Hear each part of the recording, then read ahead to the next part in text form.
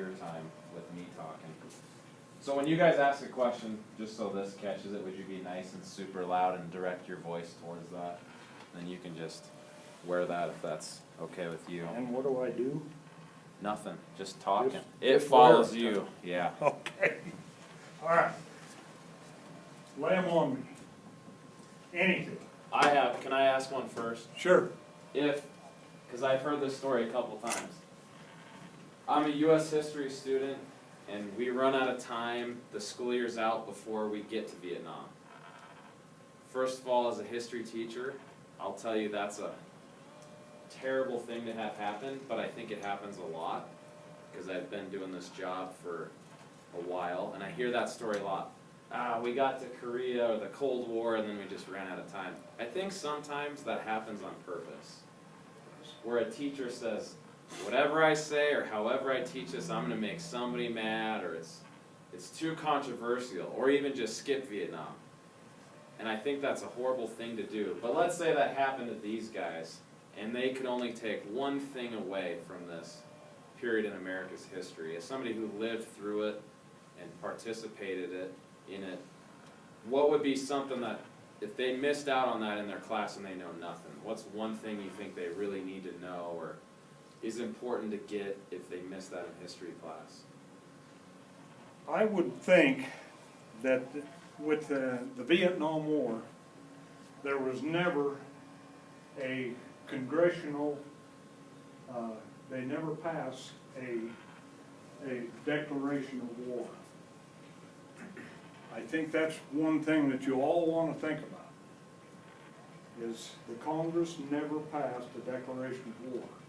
The Gulf of Tonkin resolution was what gave Lyndon Johnson, President Lyndon Johnson, the okay to do whatever he wanted to do in Vietnam. And how the war after that, because he had the sole say-so, escalated into what it really came to be, and why it was so divisive. You know, the American public was in full support of the Vietnam, of Lyndon Johnson and the way he was going to go with the Vietnam conflict over there when it started. But the longer it went, the worse it got. And you know what happened with the Iraq War. We went in with all the honorable intentions, and the longer it went, the more the public started grumbling and carrying on. And now it's not a popular situation at all. Everybody's against Donald Trump. He would have never gone in there. Well, hindsight's awful good. You know, but what I'm saying is the public's very fickle about war and about staying in there. And the only reason why the Vietnam War escalated the way it was is because Lyndon Johnson had the sole say-so through the Gulf of Tonkin resolution to do whatever he wanted to do. So he had to apply to Congress for, there were several times he applied for 200,000 troops, and he only got maybe 100,000 or something like that, you know. But other than that, he had the sole say-so on, he and his military advisors. Robert McNamara was his Secretary of Defense, and General Westmoreland was the commanding general over there while I was there. Does that answer your question? Absolutely. And if you guys didn't look at the calendar for what we're doing on Friday, that was an awesome answer. Look at it when we're done today, because it's something you just referred to as if there's only one thing to know. So, you guys ask away, I'm done. What was the physical training like in boot camp, I guess? You know, it was a normal PT type deal, physical training type deal. You had a military code of physical training by the book, and they would say Army Drill 1, Exercise 1, which was in the book.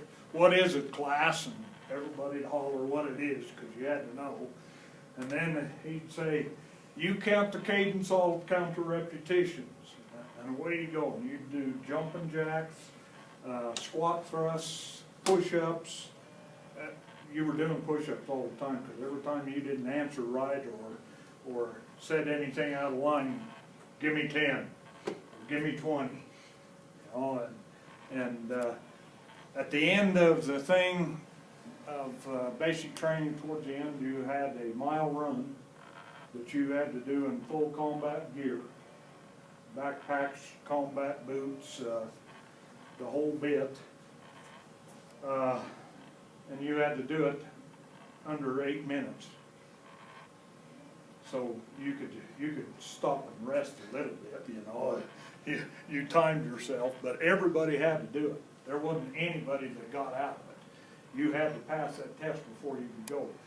Then you had, of course, the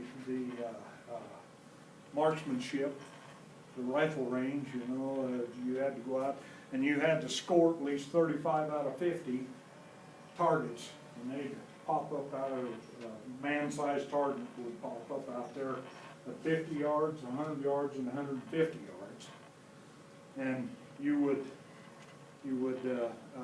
have to shoot 35 out of 50 in order to pass that part.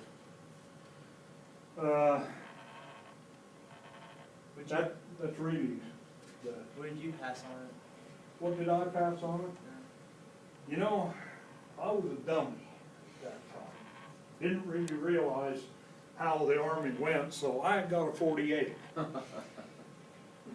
Needless to say, you don't score highest in the class, because from then on, they got your name. They know who you are. So, you know, right in the middle of the pack, just right. You never wanted to do anything where they had your name. Because if they all, boy, they had minds like steel traps. They'd remember it forever.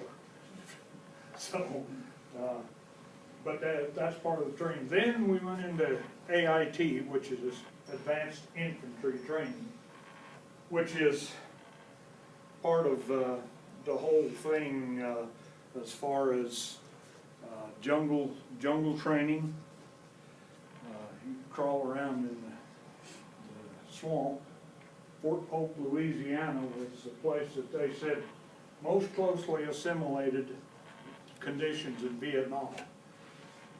And man, Vietnam was a lot more pleasant than Fort Polk, Louisiana, let me tell you.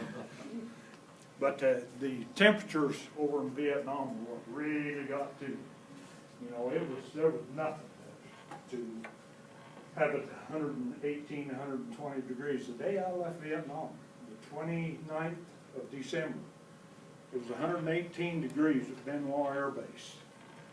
When I got to Big Piney, of course I gained 2 days coming back because of the time element. It was 32 below zero. So, quite a switch.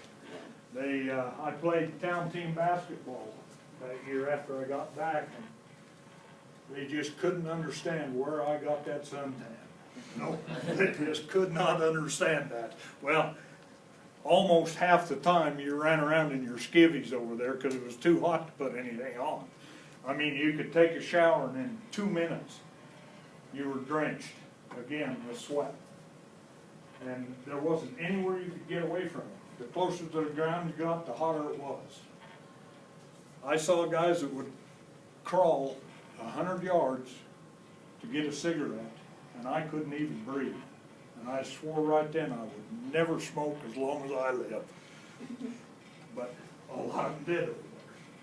So, and that's one thing I didn't bring up, was I didn't have an idea in the world what marijuana was when I left here. Not an idea in the world. And I knew just about everything about everybody that there was in Big Piney. It was quite an eye-opener. I mean, it was a big eye for me to get in the service, and all those guys from the big cities, that's all they talked about. When we got to Vietnam, those guys would go downtown Saigon and buy a 3-pound cracker can full of marijuana for 300p, which is $3. And they were all loaded all the time. I mean, loaded. So that was one of the biggest eye openers I got. And probably a lot of the things that you've heard about Vietnam, or that you will hear about Vietnam, is the dope smokers over there. So that's one of the history. By the way, a friend of mine wrote this book, Lee Allen. And he'd probably kill me for telling you this, but he is Wyoming's most decorated Vietnam veteran. He was put in for the Medal of Honor. He received the Distinguished Flying Cross, Silver Star, Bronze Star, several commendations from the Vietnamese government.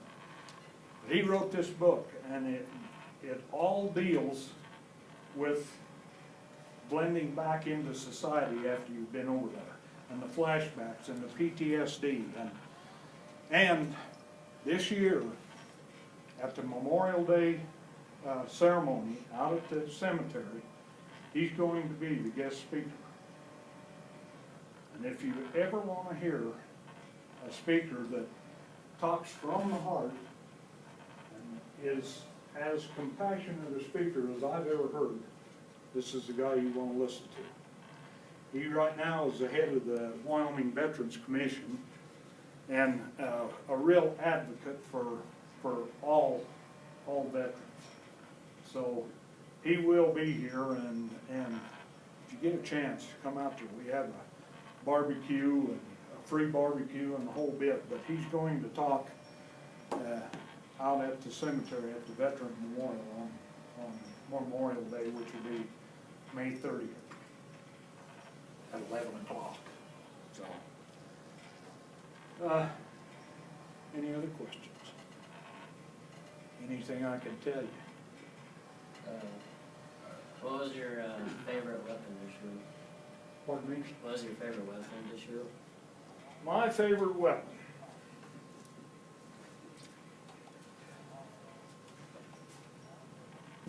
I was armed with a .45, but if any of you, pistol, if any of you have ever shot a .45, all it does is make noise. You can't hit anything with it. And that's what we used it for, just to make noise. I had AR-15 with me. We had to qualify. Now, get this. We had to qualify every month over there with a 30 caliber machine gun, a 50 caliber machine gun, an M16, and a sidearm, which was a .45.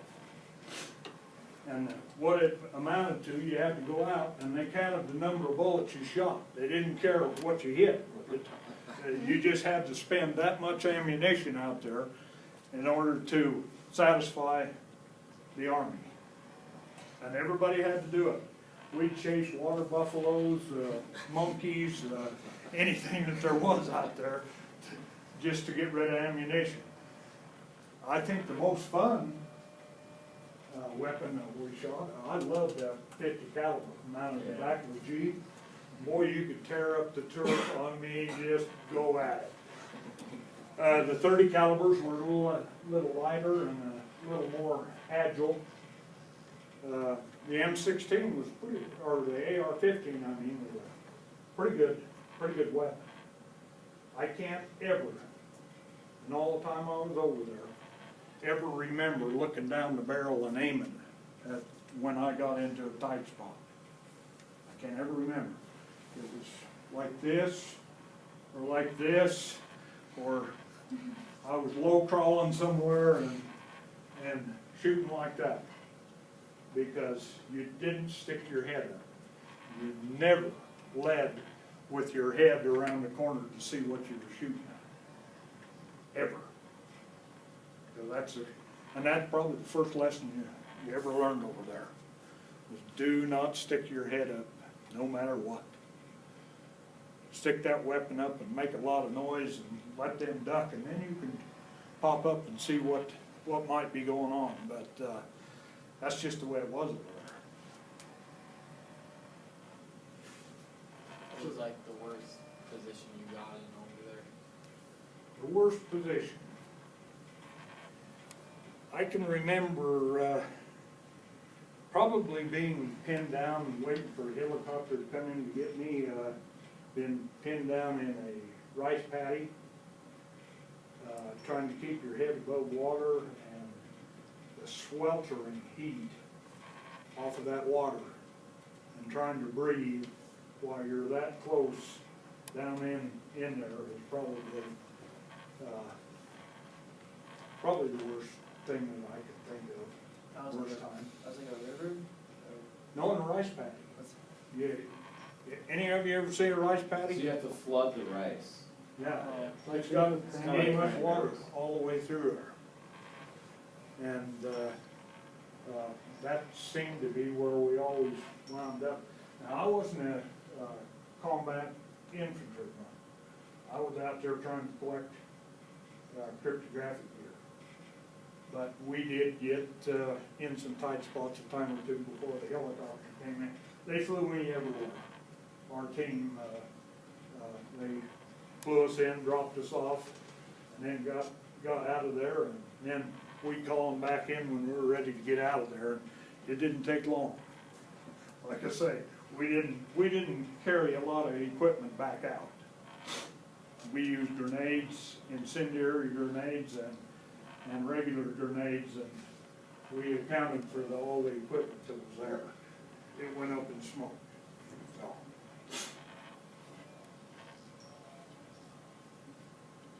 Anybody else? Did you kill anyone?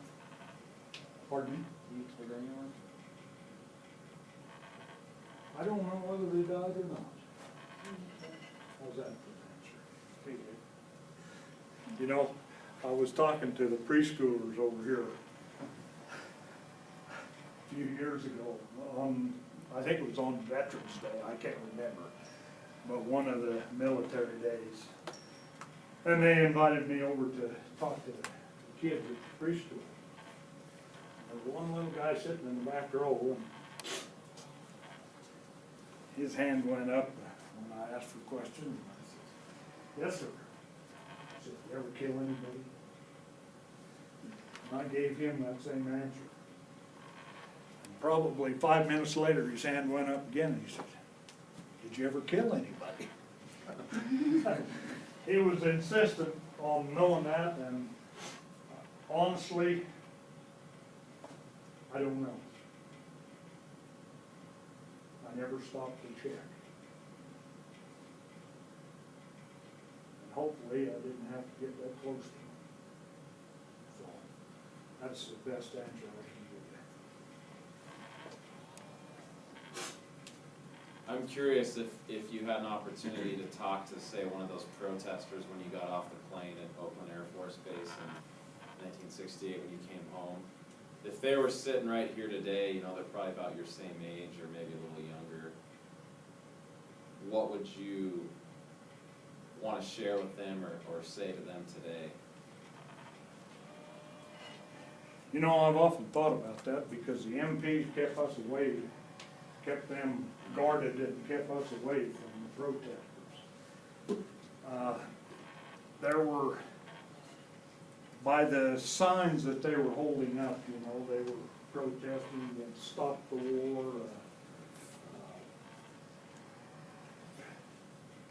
free love, you know, they had the hippie signs and all that kind of thing. Probably I would ask them just what they felt the difference was between a right and a privilege. They all felt that they had a right in this country. Right to do this, right to do that, right to do something else. My definition of a right is something that you earn. A privilege is something that is given to you.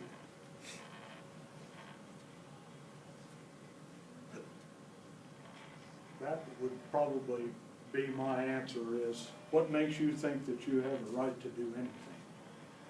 You have the privilege to protest and do all those kind of things, but you do not have the right to worry about what I earned over there.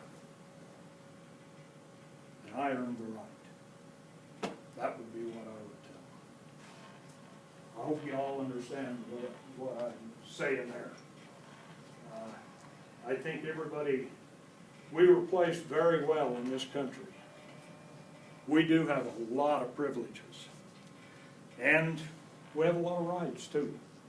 You know, the Bill of Rights guarantees that all of us have the rights that are written down there. But I honestly feel that until you earn somebody,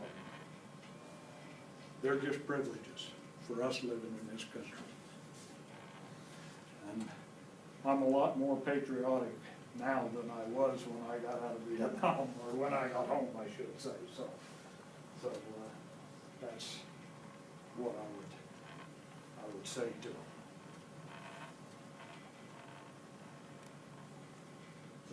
Oh, so you know how you said you chase buffalo and monkeys? Pardon me? You know how you said you chase buffaloes and monkeys and stuff like that? Water buffalo, do that? You killed them. No, you know, we shot at one of them, Yeah.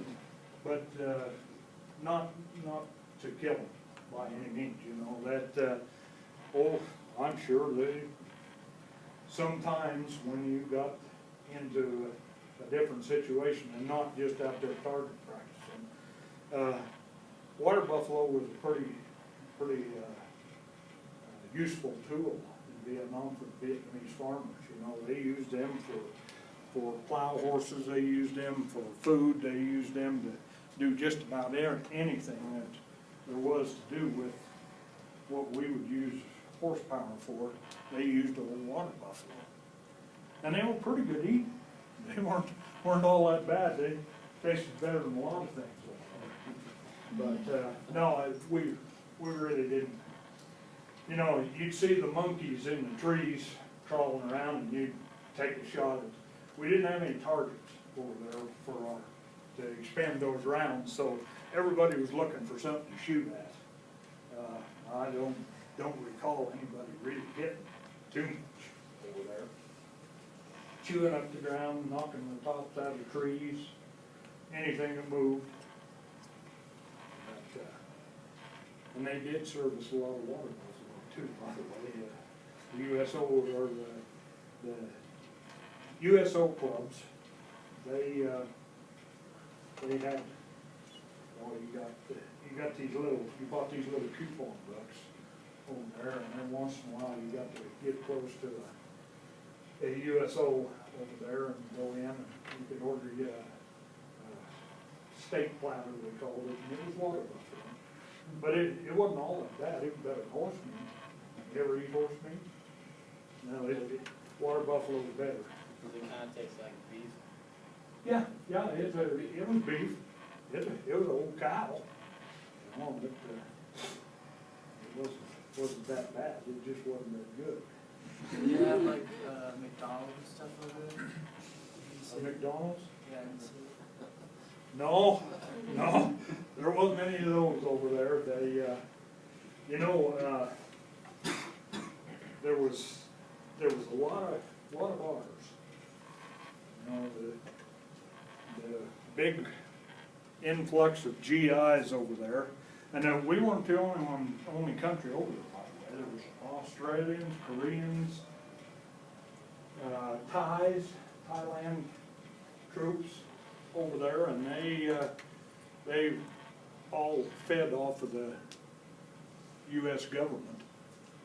You know, but they were entitled, they had a PX card the same as we did. They could go in and buy beer and cigarettes and everything American cigarettes. But, they had a lot of bars over there and a lot of American beer. Well, I shouldn't, Budweiser was a big beer over there, but Slits. Any of you ever drink Slits? Don't answer that question. Hams. Falstaff. All kinds of beer that everybody else didn't want to drink over here, we got over there. But it was wet, and you could drink a lot of it because it just ran right out of you, you know, you just sweat it right out, just instantly. It was that hot over there. And then the rainy season would come up, and it might rain for 6 months over there, and you were just soaking wet all that time too. And then the sun would come out, and it would just cook you for the next 6 months. So I saw it rain on times so hard that in Saigon, you may have seen the pictures of those little yellow and blue taxi cabs that run around over there. All the taxi cab drivers were out and had a hold of the bumper. They float, and they were dragging them down the street in wastewater that high. And it only took about an hour at sea level for it to build up that high. It was the neatest thing I ever saw. Somebody else? Would you recommend us to be in the Army to enlist in it? You're probably not gonna like this. But I think there ought to be a 2-year extension on high school. Everybody, regardless, has 2 years of military service. Basic training, AIT, some sort of school, whatever. My reasoning is that I don't know that any of you were like I was when I got out of high school. I didn't really know what I wanted to do. You know, I knew I should go to college because that's what everybody said I ought to do. I got there and, you know, I wasn't really doing a whole heck of a lot of good. But I really think that those 2 years will separate high school kids from college kids in that length of time to where you've kind of got your head on straight getting out of high school. And I'm not saying you don't have your head on straight. What I'm saying is there's a whole lot of things to consider on what you're going to go into. And my way of thinking, after the 2 years of active duty military service, and there's something in there for everybody.